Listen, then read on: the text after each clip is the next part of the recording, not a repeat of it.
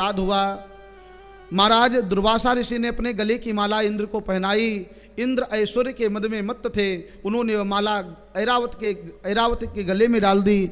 ऐरावत ने वह माला तोड़ करके पैरों के नीचे कुचल दी। इससे दुर्वासा जी का अपमान हुआ।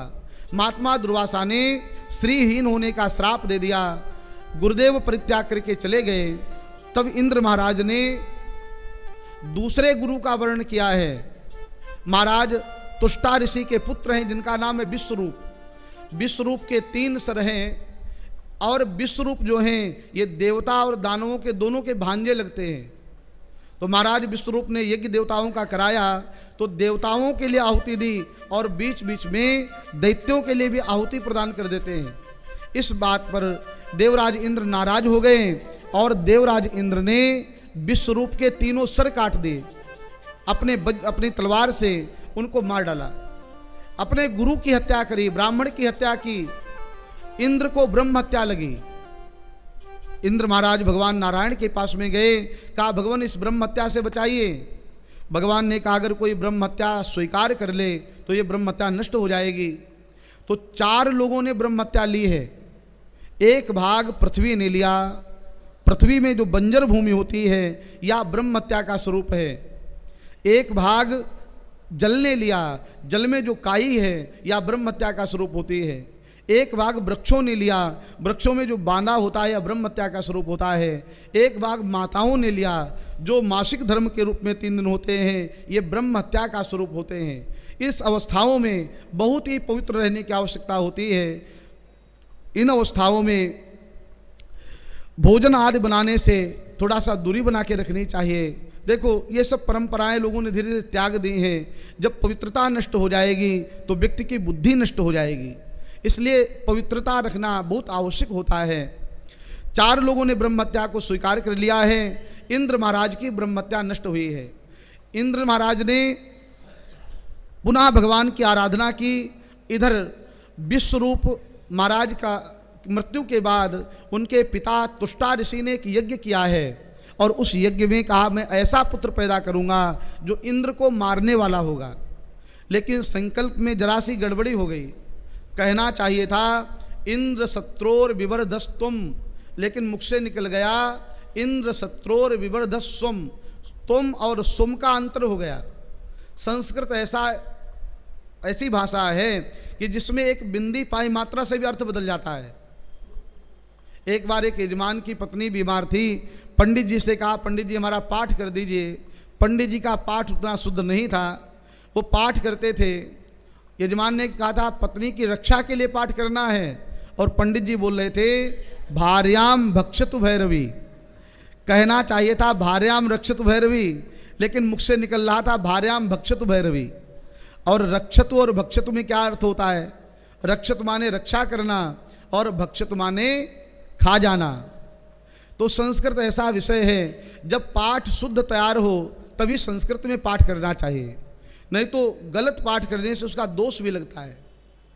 वेद मंत्रोच्चारण किए जाएं उसमें बहुत शुद्धि की आवश्यकता होती है। वेद मंत्र जब शुद्ध बोला जाएगा तभी उसका सुफल प्राप्त होगा। अगर वेद मंत्र गलत बोला जाएगा तो उसका दुष्परिणाम आचार्य को प्राप्त होता है। उसका जिम्मेदार आचार्य होता है, क्योंकि यजमान ने तो श्रद्धा से आचार्य का वर्ण किया है और आचार्य नहीं पढ़े तो ये आचार्य की जिम्मेदारी है। तो महाराज यज्ञ से ऐसा पुत्र पैदा हुआ जिसका नाम हुआ वृत्तासुर। इसको कोई मार नहीं पा रहा था। तब भगवान नारायण ने कहा कि कोई महात्मा अपनी हड्डियां प्रदान कर दे तो ये वृत्तासुर मारा जा सकता है। सभी देवता दधीच महाराज के पास में आए हैं। सीतापुर जिले में उत्तर प्रदेश में एक स्थान है नैमिषारण्य। नैमिषारण्य के पास में मिश्रिक एक जगह है। जो लोग नैमिषारण्य गए होंगे सभी ने दर्शन किया होगा। दधीच कुंड नाम का एक स्थान है, वहीं पर दधीच महाराज रहते थे। देवताओं ने कहा हमें आपकी हड्डियां चाहिए। इन्होंने कहा कि मैं हड्डियां तो दे दूंगा, लेकिन सभी तीर्थों का स्नान करने की इच्छा है। सब देवताओं ने कहा आप चिंता न करें, यहाँ पर सभी तीर्थ आ जाएंगे। और उस कुंड में सभी तीर्थों का आवाहन किया गया। दधीच कुंड ऐसा स्थान है जहाँ सभी तीर्थ विराजमान रहते हैं। महाराज दधीच ऋषि से स्नान किया, अपनी हड्डियां प्रदान करी और उन हड्डियों से 3 शस्त्र बने हैं।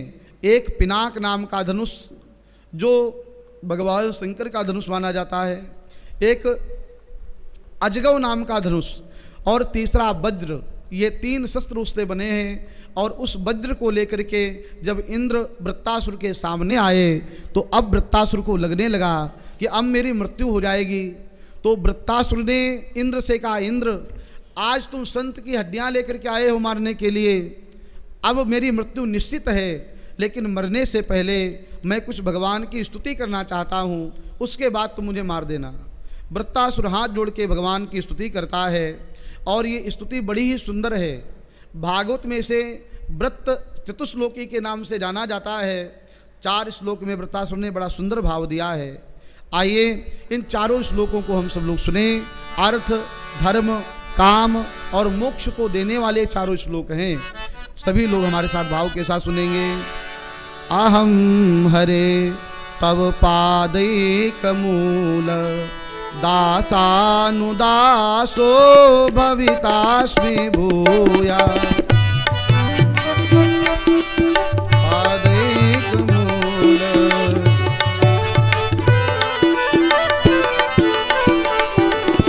अहं हरे तव पादैकमूल दासानुदासो भवितास्मि भूया।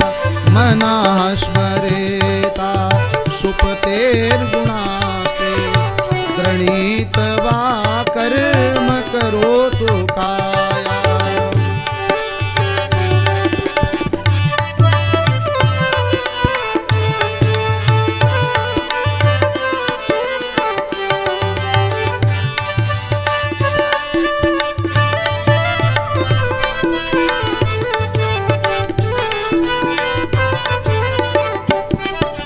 न नाक पृष्ठमु न च पारमेष्ठमु न सार्वभौममु न रसाधिपत्यमु न योगसिद्धि अपुनर्भवं वा समञ्जसत्वाभिरहय्यकाङ्क्षे।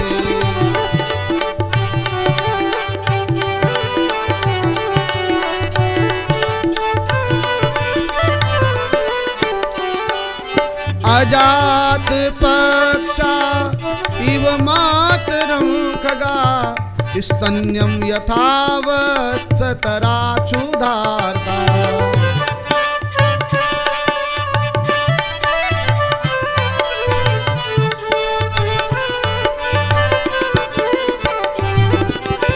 अजात पक्षा इव मातरं खगा स्तन्यं यथावस्तराचुधार्ता। प्रियं न मनोरविन्दाक्ष दिद्रक्षते त्वाम्।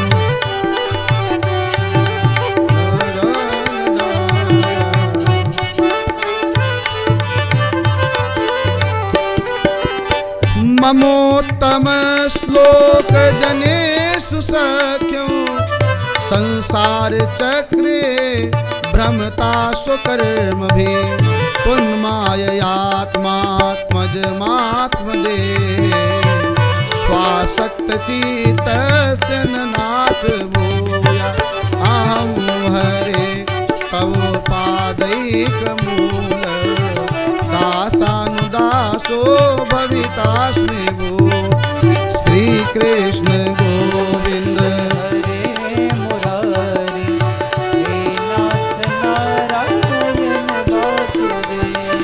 श्री कृष्ण गोविंद हरे मुरारे हे नाथ नारायण वासुदेव। श्री कृष्ण गोविंद हरे मुरारी हे नाथ नारायण वासुदेव। हे नाथ नारायण वासुदेव। हे नाथ नारायण वासुदेवा। 4 भाव प्रस्तुत किए हैं वृत्तासुर ने। अहम हरे तो पादैकमूल दासानुदासो भवितास्मि भूया। वृत्तासुर कहते हैं, भगवान हम आपके दास बन पाएं इतनी हमारी सामर्थ्य नहीं है, हम आपके दासों के भी दास बन जाएं तो हमारा सौभाग्य होगा। भगवान ने कहा कुछ चाहिए क्या? तो वृत्तासुर कहते हैं ननाक पृष्ठम न च पारमेष्ठ्यम न सार्वभौमम न रसाधिपत्यम। हमें स्वर्ग नहीं चाहिए, हमें पृथ्वी का साम्राज्य नहीं चाहिए, हमें वैकुंठ का लोक नहीं चाहिए। तो भगवान ने कहा चाहिए क्या? तो वृत्तासुर कहते हैं विरहय कांक्ष, हे प्रभु हमें आपकी याद चाहिए। तो भगवान ने कहा तुम हमें याद करोगे तो मैं आ जाऊंगा। वृत्तासुर ने कहा नहीं, आपका दर्शन नहीं चाहिए, सिर्फ आपकी याद चाहिए।